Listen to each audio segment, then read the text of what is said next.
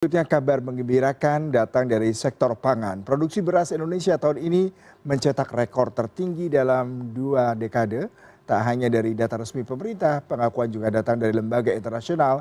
Di sisi lain, komunitas adat di Kasepuhan, Cisungsang, Banten menunjukkan ketahanan pangan juga bisa dibangun dari kearifan lokal.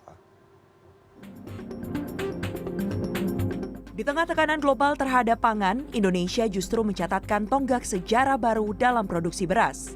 Laporan terbaru dari Departemen Pertanian Amerika Serikat menyebut, tahun ini Indonesia diperkirakan akan memproduksi 34,6 juta ton beras, naik tajam dibandingkan tahun sebelumnya. Capaian ini menempatkan Indonesia sebagai negara produsen beras terbesar di kawasan ASEAN, mengungguli Vietnam dan Thailand yang selama ini dikenal sebagai lumbung beras regional. Peningkatan produksi ini tak lepas dari kinerja sektor pertanian yang disebut Menteri Pertanian Andi Amran Sulaiman sebagai yang terbaik dalam 23 tahun terakhir. Bahwa produksi kita diprediksi, ini dari Amerika, itu 34,6 juta ton.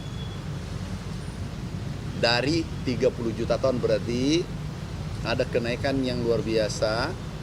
Sesuai data mereka, sesuai data BPS juga, produksi kita tertinggi selama 7 tahun terakhir. Ini kabar menggembirakan, semua data ini adalah data dari BPS, kemudian data real time dari Bulog. Namun di balik pencapaian skala nasional, ada kontribusi nyata dari komunitas-komunitas adat di berbagai penjuru negeri. Salah satunya Kasepuhan Cisungsang di Kabupaten Lebak, Banten.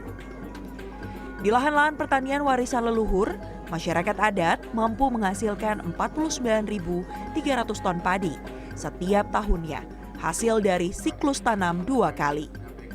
Sebagai bentuk dukungan, pemerintah pusat memberikan bantuan alat dan modal pertanian sirkular yang menggabungkan pertanian, peternakan, dan konservasi alam secara terpadu. Agar kita bisa lebih cepat ya untuk menangani berbagai persoalan. Nah, khususnya adalah di bidang ketahanan pangan. Nah, karena sebagaimana kita tahu Presiden Prabowo Subianto telah mencanangkan dalam nawacitanya, astacitanya yaitu membangun ketahanan pangan. Nah, untuk produksi pangan ini harus menggerakkan elemen rakyat. Ya, pangan tidak boleh kemudian diswastanisasi secara menyeluruh. Karena nanti kalau pangan itu ada di tangan swastanisasi, akhirnya rakyat akan membeli kan.